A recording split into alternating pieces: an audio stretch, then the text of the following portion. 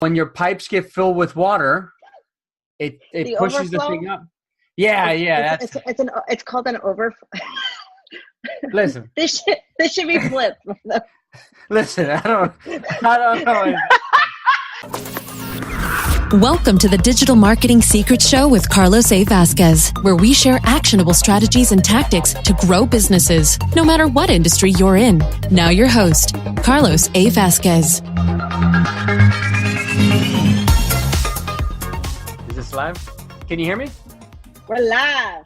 Hold on, my AC went out last night, and it wasn't because it broke. It was because the little huya that fills up with water, filled up with water, so it stopped. There's a little huya that when your pipes get filled with water, it pushes the thing up. Yeah, it's called an overflow. Listen. This should be flipped. Listen, I don't know. This is the part that's cracking me up. This should be flipped.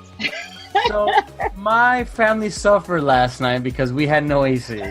Because I don't know anything about AC units, but I learned something today, and that is that the pipes need to be cleared out, and if not, it'll fill up with water. The huya will fill up with water, and then shut everything off. And you can press the thermostat all you want. You can put it on cool. It's just not gonna turn on. And so, do you want me to give you like 3 quick tips on how to have the huya behave, the overflow valve? By the way, go nuts! I want to hear it all. Okay. Do you have a wet dry vac? Yes. Okay. So twice a year, you're gonna want to take that wet dry vac, hook it up to the outside pipe, suck that crap out. Once a month, grab a shot glass, fill it up with Clorox, with bleach. Yeah. Pour it into the overflow valve. Gotcha. And what's the change your filter once a month. Write the date on the filter so that way you remember when to change it. Is there an app for this? No. I put a reminder on my calendar. No, I have a calendar. I don't care about that. I want an app that just does all of that.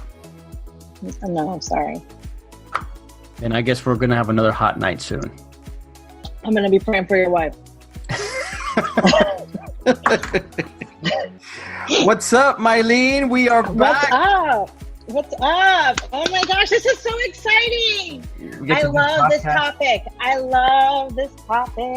You know what? I don't know, like if you're anything like me, I get the most random ideas in the most random places. And I was just randomly thinking, I want to talk about stories. And I think I was in the shower, just like, I want to talk about stories on my next episode. And then that's it. And then the most logical person I could think of was you. So I know it's kind of weird. I'm thinking about you in the shower, but that's not what I meant. Okay? That's very odd how that came out, but you know what I mean. I was like, you know what? We'll take it. You know what? Who can help me? Who can help me talk about stories? Mylene, that's right. Okay, let me get out of here. I kind of feel really bad for my husband because I will have awesome ideas while taking a shower. So, but I'm here like talking to myself. I get like really excited. So I'm like, this is so awesome. And he's like, I have made this poor man run from our living room to our bedroom to be like, oh my gosh, did you fall? What happened? And I'm like, I just thought of the most insane idea. And he's like, can you just get out of the shower? And I'm like, no, all the fun, because your brain's actually, relaxed. Yeah, like you're just relaxed. You're in a relaxed state. So, which, fun fact, I can't stand like those little water fountains. They were like super in vogue a couple years ago. Those little water fountains, they were selling them at every corner, like at the drugstore, whatever. What water because fountains? They were those little water fountains with the rocks and crap. Oh, okay. Yeah. Yeah, well, my sister got me one year for Christmas, and I couldn't stand it because that darn thing, working from home, you would be sitting there working and you hear the trickle of this stupid little water fountain. Mm-hmm. I was so happy the day my schnauzer drank all the water out of that fountain because it It was driving me, but I mean, you have to go to the bathroom. So no, the worst. If you don't like me, send me a little water fountain. Just that's don't do that. So when you get on my bad side, send you a little rock water fountain, guys. Send me a rock. Play rain sounds. Play rain sounds. Hey Google, volume 10.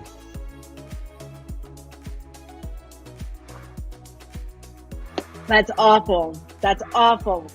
I go to sleep with that. I sleep with that sound. Hey Google, stop. Yeah, we don't need doing that. So, all right. Thank you. Thank you for that story. So you just sold me on the idea of why I need to get you a rock fountain. Got it. Which I love the segue. I love the segue of how we're bringing it right back to the topic of the show. And that is the power of story. Okay? Yes. The power of story. And I always thought of this topic as being one of those, in my opinion, I mean, not now, but back then, I always felt people that shared stories were just full of fluff, and I just didn't want to hear any of that stuff. I just want to know the deal. I just want to know what the heck was going on. Give me the meat. I don't want to hear the fat, right? That's how I felt. But I realized that when you give too much people fat, or too many, in my case, too much techno babble, people don't get it. People don't connect.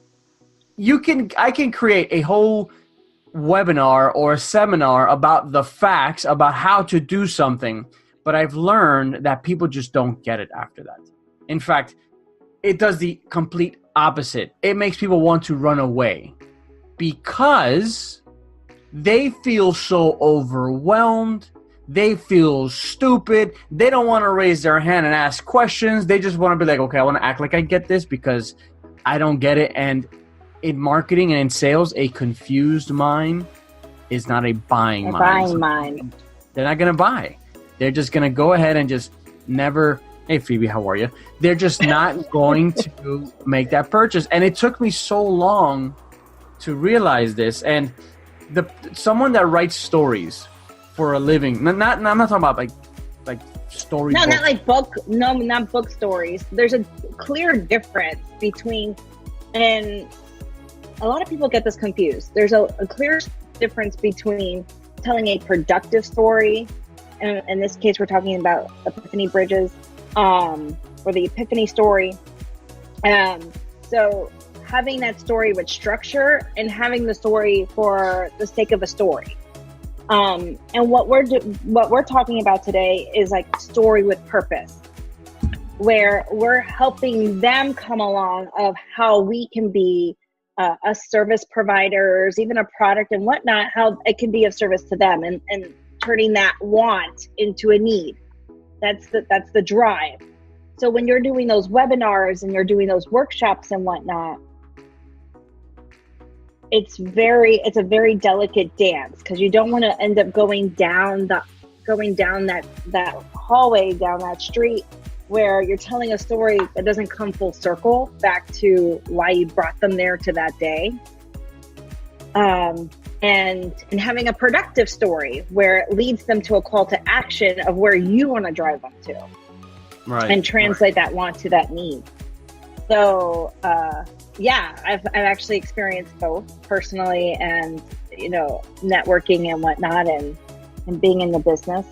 I'll tell you. Sorry, didn't mean to cut you off, but no, you're cool. I stumbled upon this because, all right, I know I gave this seminar. It wasn't a seminar. It wasn't a pitch fest, but I was hoping to get people to want to join my Facebook group. That was the objective, and I didn't get anyone joining. I probably, I'm lying. I got maybe like one person wanting to join, but that's it. It just stopped right there. So I'm thinking, man, what is it? What can I do? What am I doing wrong? Because I'm an expert in this field. People were telling me how awesome the material was. I felt that I had everything that was necessary to actually just crush like this objective.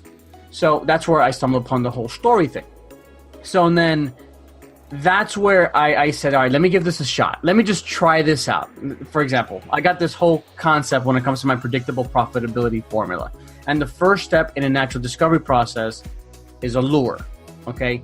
A lure is meant to attract a suspect so that way you can start bringing people into your little space. And yet nobody got that. Nobody understood that. Like, I'm telling you what it is. So then I said, okay, let's turn this into a story. So I said, okay, it's kind of like going fishing. Right before you go fishing, instead of trying to throw out your fishing line, you should throw out a bunch of chum or a bunch of fish food.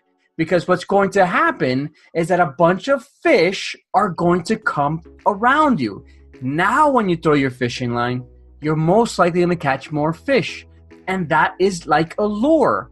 A lure is a blog article. So that way you can start attracting your perfect customer. Because now that you have a bunch of perfect customers hanging around you, you're not likely to try to get someone to give you their email address. And then when I came up with this easy to understand story, in my opinion, I feel like it's fluff. People were like, well, that makes perfect sense. This is amazing. Oh my God, Carlos, you're right. This is the most intuitive thing I've ever heard, and it's common sense. And I'm thinking, wow, I had to go through all of that just to make this point. But then I realized that I have to stop fighting it. I have to stop fighting the fact that stories are what sell. No one cares about the facts. They want to know how the story connects them. I have to disagree with you. They Why? They want to know the facts, but there's a couple different factors involved. How many minutes from when you started till you started to talk about the lore did you have their attention? Like well, how long were you talking? From the beginning of introduction, setting the authority, setting your placement? 5 or 10 minutes. Okay, so like about 5 to 7 minutes, actually 3 to 7 minutes, that's when your brain clocks out. Okay. So I'm kind of done. I'm like, okay, I know exactly where I am, and I know who I'm sitting in front of. I'm in a safe space. So consciously, I'm kind of clocking. Now I'm thinking about what I need to buy for dinner, praying that my kid behaves and I don't get a call from the principal. Did I finish that job on Fiverr? Whatever the case is, like you're running that whole mental list in your head, and I'm listening to you the whole entire time, but I'm kind of clocked out. So the great thing about the story is you're kind of waking me up because you're talking about fishing, and I'm like, oh wait, fishing? I'm like, oh, that's, then I'm starting to think about fishing, but I'm listening to the story. That's why it's very important to have stories, because we're waking up the consciousness. We're disrupting our, the listener's brain from, thinking about everything else that is taking priority in that list, because we're just running lists all day long as we're awake. We're even running lists most likely when we're sleeping. I come up with honey-do lists every morning for my husband, the poor guy. And so Yeah, poor guy. Sorry, babe. And so that's one thing you want to think about as a story. The other thing is that you want a whole bunch of other, like when you don't want to tell a story, it's because you want a whole bunch of other Carloses in the room, which you don't. As much as it's easier for us, when you're in your space and you're talking to somebody else that's on the same wavelength as you, and you don't have to go through the whole justification and explaining, doing the whole like breaking it down to a 5-year-old thing. You can kind of skip some steps, but we have to always take into consideration that sometimes we're the student and sometimes we're the teacher. And if we're a teacher, we have to practice patience because we have students at all levels. Got it. But I love that lure story, the whole chum thing. It's very visual. It made the connection, and the other story that I was going to use is right in my neighborhood. I'm going to record this for my Facebook video ad or some video, and I have a pond over here that has a bunch of ducks. I'm going to start the video with, hey, you know what? I'm going to explain to you the concept of velour. I'm going to have some bread. And so you see those ducks over there? That's my target audience, all right? And this is going to be the bread. Watch this. I'm going to start attracting them. I'm not going to say their name. I'm not going to say anything, but I want them to come to me. and then I'm gonna have my kids recording me, and I'm gonna have the duck following me with the piece of bread, and I'm gonna say that